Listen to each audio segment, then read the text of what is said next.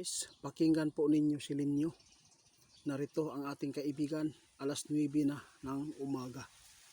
Mayroon silang babala sa Pilipinas. Maghanda po daw tayo ngayon mga idol dahil nauubos na ang oras na binigay po ni Trump.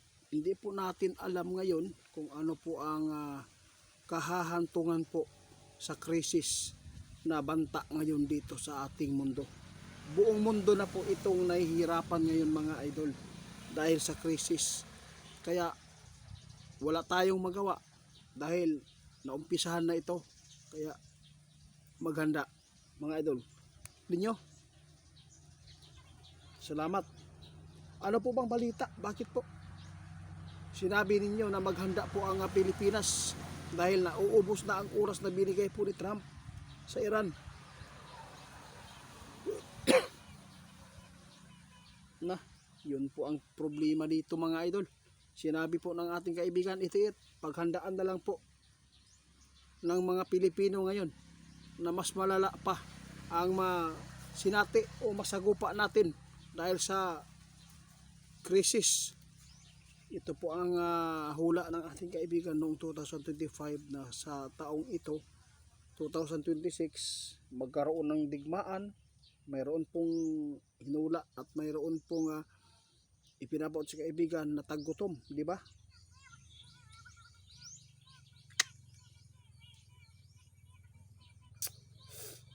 Hirap. Oh, nakakalungkot po itong balita ngayon mga idol dahil wala talagang plano na susuko ang Iran. Dito mas matindi pa ang pang-aatake. Kaya sa lahat po ng makapanood sa atin, hindi natin alam po ngayon kung ano po ang kalagayan ng ating mga kababayan sa Middle East. Kaya sa lahat ng makapanood sa amin, pakishare po mga idol. Pinapahanda tayo ng ating kaibigan kung ano po ang mangyayari ngayon. Yan po, lagi po namin binabanggit na magtanim tayo ng mga pagkain sa bundok kung mayroon man kayong mga sakahan. Linyo? Oo, totoo yan. Grabe. Guys, ito po yung matinding mangyayari daw dito sa Pilipinas. Talagang paghandaan po ang supply ng gas. Hindi na natin alam kung kailan ito makapag-supply pa ng marami. Kung kailan ito mauubos din. Nakakakilabot po ito mga idol. Dahil marami talaga ngayon ang nahihirapan sa hanap buhay. Lalo na yung mga namamasada, yung mga nangungutang ng mga motor, bayaran para lang mamasada. Nangutang sila. Sa ngayon, marami nang hindi nakapagbiyahe dahil sa sobrang mahal ng singil sa pamasahe at gas. Kaya ito po ang aming maipaabot ngayon ay balikan po natin.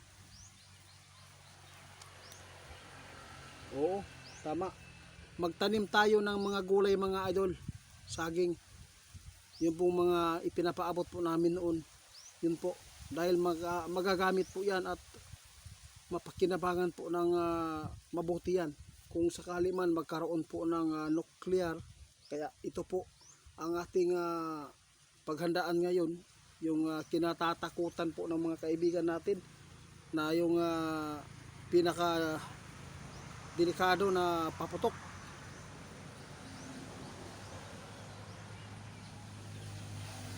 Ano po?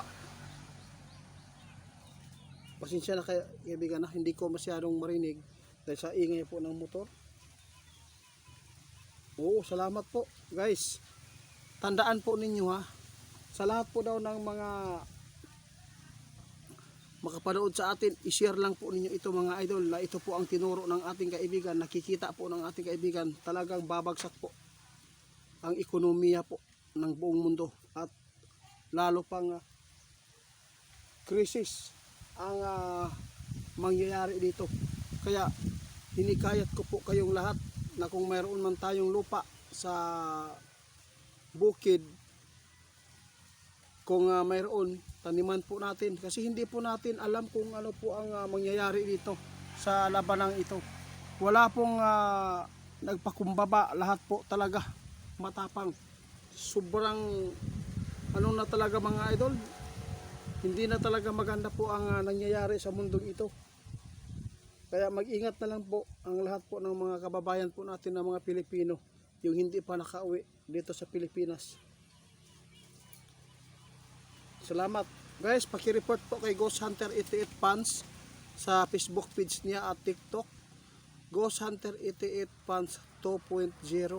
Paki-report po dahil napakarami na po pala ang na-scam. Marami po nag-chat sa atin. Kaibigan, salamat sa babala. Sige guys, umalis na sila ninyo. Mga idol, tandaan ninyo ngayon na yung ipinapaabot ng ating kaibigan, masama talaga ang tabas ng dila ng ating kaibigan ngayon.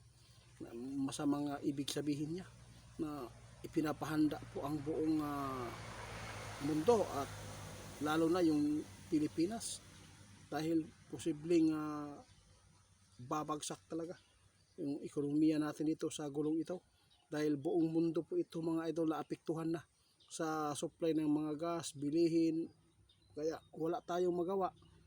Pasugdan naman naumpisahan na. Ang gawin po natin ngayon, magtanim na lang ng mga pagkain kasi sobrang mahal po ang saging ngayon mga idol. Sobrang mahal dahil po siguro yun po ang iniimbak ng mga consumer po. Hirap.